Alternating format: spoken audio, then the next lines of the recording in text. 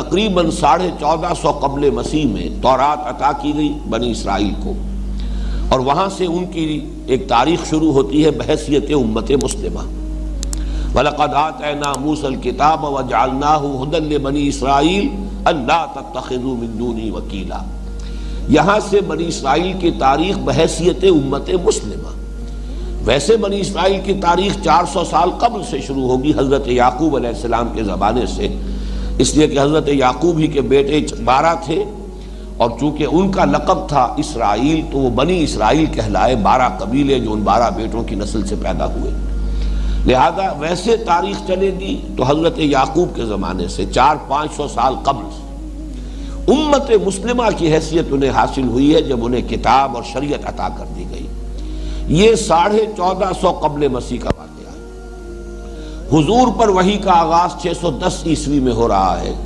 تو گویا کہ یوں سمجھئے کہ 2060 برس کا فصل ہے تورات دیے جانے میں اور قرآن مجید کے نزول کے آغاز میں۔ اتنے عرصے تک، بلکہ اور سمجھئے کہ 12 برس اور، اس لیے کہ ان کی معزولی اور امت محمد صلی اللہ علیہ وسلم کے اس مرتبہ اور مقام پر نصب کیے جانے، یہ منصب انہیں عطا کیے جانے کے لیے علامت ہے تحویل قبلہ،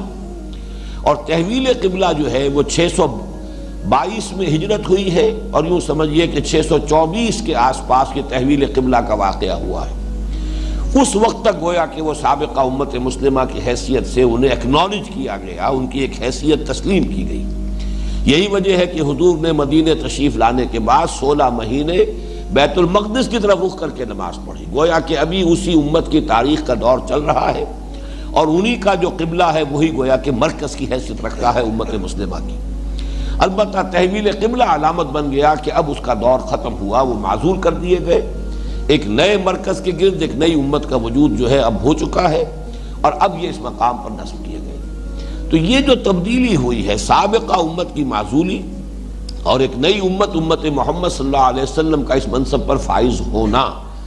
اس کے ضمن میں یہ فرد جرم ان پر عائد کی جا رہی ہے کہ یہ تمہارے جرائم تھے، یہ تمہاری غلطیاں ہیں، یہ کوتاہیاں ہیں،